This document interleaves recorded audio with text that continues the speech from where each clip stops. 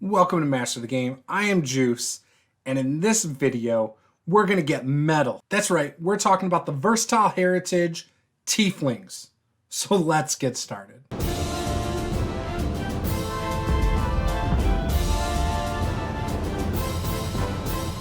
The Tiefling is definitely the most metal of all the Versatile Heritages.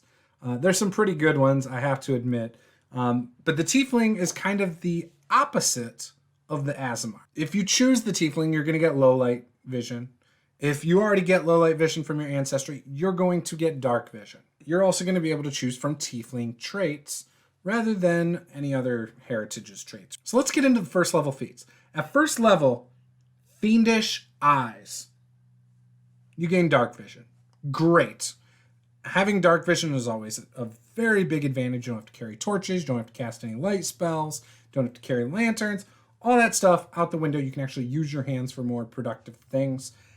I think that's important. The second one is Fiendish Lore. You were raised by a tiefling or a fiendish relative, or you've devoted yourself to researching the secrets of the fiendish realms. You gain the trained proficiency rank in intimidation and religion. If you would automatically become trained in one of those skills, you instead become trained in a skill of your choice. You also become trained in a lore skill related to the fiendish plane from which you trace your lineage. Usually Abaddon, Abyss, or Hell. It's not a bad one to have. I think, again, a lot of these lore type things, to me, it really just depends on your campaign. And that's the hard part of saying whether or not these are good or not. It's going to depend on what your game master likes to use as monsters. It's going to depend on if you're playing a campaign that's pre-written. If you are, you can get a better judgment on whether something like this is good. If you're playing in a homebrew, then you kind of just got to work with your GM to say, hey, is this going to be beneficial? If it's not, you might not want to go with it. Form of the Fiend. Part of your body has an obvious fiendish appearance. Your hands end in razor-sharp claws. You have hooves instead of feet. Sharp teeth fill your mouth, or a whipping tail extends from your spine. You gain your choice of one of the following unarmed attacks. The attack is in the brawling group and has the listed damage die and traits. Claw is 1d4 slashing, agile, finesse, unarmed, versatile, piercing. Hoof, 1d6 bludgeoning, finesse, unarmed. Jaws, 1d6 piercing, finesse, unarmed. Tail, 1d4 bludgeoning, agile, finesse, unarmed. Special. You can select this feat only at first level, and you can't retrain into or out of this feat, nor can you change the type of attack you gained. So this is going to be a good one. It's just going to depend on what type of character you're making. If you're making something where the agile trait's important, you're going to want to go with a claw or a tail. Otherwise, I mean, I personally, again, I don't like rolling d4s. I would probably go with the jaws, the sharp teeth, right? Get that 1d6 piercing, finesse, unarmed. I think that's what I like. The next one is Grim Spawn. This is a lineage trait. Your lineage traces back to a daemon, one of the manifestations of horrific forms of death that devour souls within their foul home of Abaddon. As a result, you cling tenaciously to the last shreds of your own life force. You gain the Die Hard feat. That's a good one. I don't remember what the Die Hard feat does exactly, but I think it's something to do with when you're dying, conditioned and stuff. So I really like that.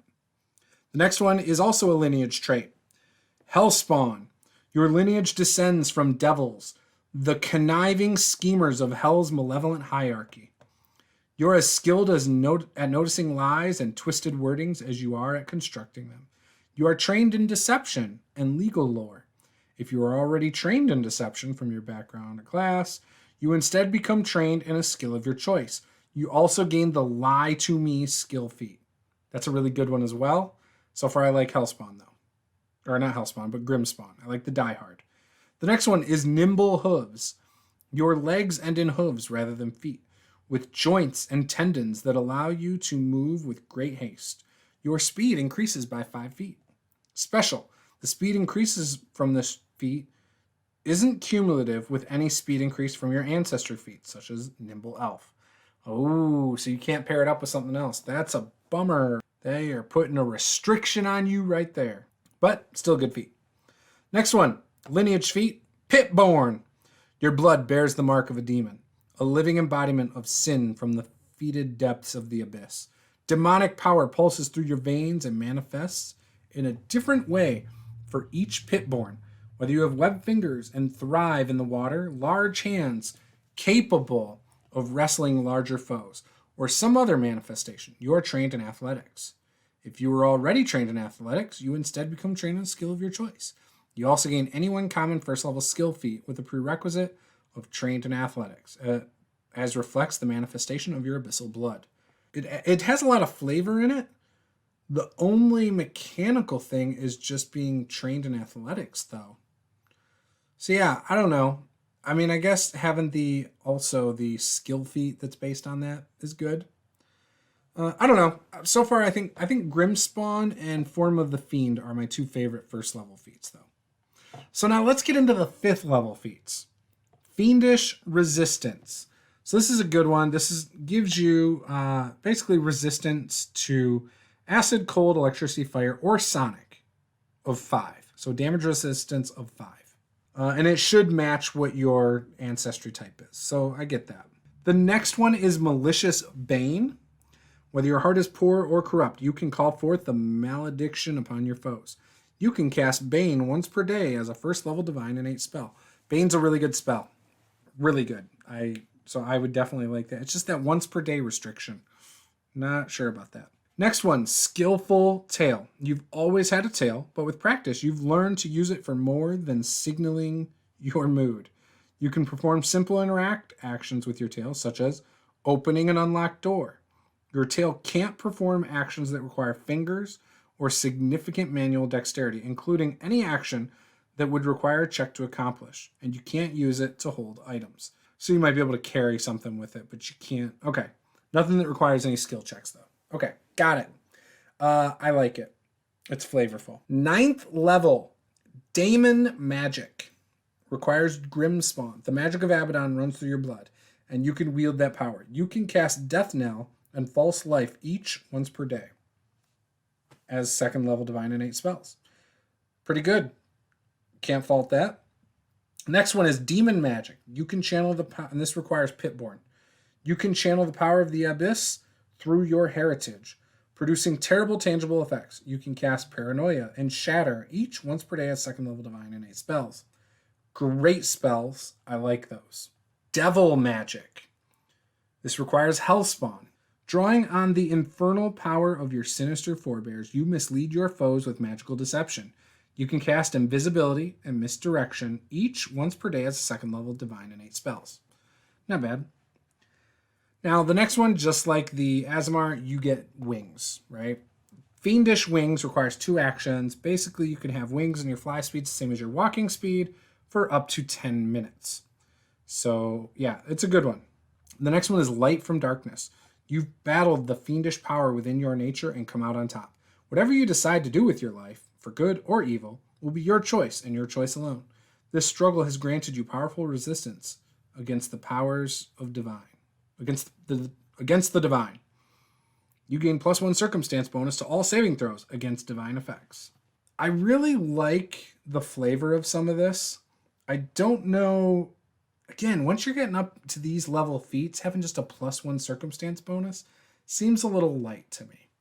And when it's so specific about being divine effects, that's the thing. I kind of wish you get more than just a +1. But again, it's good. It's helpful. It's going to make a difference. It might make the difference between a critical success and a critical failure. So again, I think it's still worth it. Level 13, Fiend's Door. Like many fiends, you have the supernatural ability to teleport yourself to safety. Once per day, you can cast Dimension Door as a 5th level divine innate spell. This is one that I could definitely see using. Fiendish Strikes. Your festering connection to the forces of evil infuses your weapons with debilitating malevolence, tearing down creatures of good with every attack. All your weapon and unarmed strikes deal 1 additional evil damage and have the evil and magical traits. If you're fighting fiends, this is not the character to be, but if you're fighting angels, being able to deal 1 evil damage is a big deal. The next one, Summon Fiendish Kin. You have a deep connection to the fiendish realms, allowing you to summon a fiend matching your own lineage. Once per day, you can cast Summon Fiend as a 5th level divine innate spell. The fiend you summon must match your own lineage. Again, having that extra character to fight for you is good. 17th level, Fiendish Word. You can call forth a blasphemous word from the fiendish realms to punish your foes. Once per day, you can cast Divine Decree as a 7th level divine innate spell. You must choose evil for the spell, and you can cast the spell regardless of whether you have a deity or what their alignment is. Yeah, that's a big one. And level 17, Fiendish Wings. Your wings are permanent. No longer just 10 minutes. It does require you to have fiendish wings before, but yeah, now you can fly all you want. So that's the Tiefling. Tieflings, I think, make for great spellcasters. I love the idea of being able to fly and shoot, different spells down at people. Like that idea, the imagery in my brain just works. So again, playing a sorcerer, playing something along those lines. A wizard might work. Playing a witch, all of those things work. Hell, playing a bard might be kind of cool. Playing up the idea of having like a quick tongue, being quick on your wittiness, being able to come back at people who are insulting you. Using your fiendish charm, right, with being a bard might be really good. So those are the things I would probably pair it up with. As for the ancestry, I don't know what I would choose again. This is kind of a reoccurring theme with some of these. I think the idea of a dwarven tiefling to me is funny. I imagine it more like a satyr than a fiend or a tiefling. But so playing that would be fun. An elf tiefling would be cool. A goblin tiefling would be wild. Having horns on a goblin would be kind of cool. Kobold. Like all of those things, you could do a lot of fun things with that. So yeah, I don't know. What do you think? What would you make your tiefling? What are some ideas that are going through your head? What are some of the more odd ones that just come to mind? Would love to hear your thoughts below. So leave a comment. If this is your first time here, smash that subscribe button. Give us a like. And, again, just leave those comments. We love to talk with you guys and hear some of your crazy ideas, some of your more fun ideas. Maybe you've played a really wild tiefling before. Again, would love to hear your stories. This is Master the Game. I am Juice. Game on.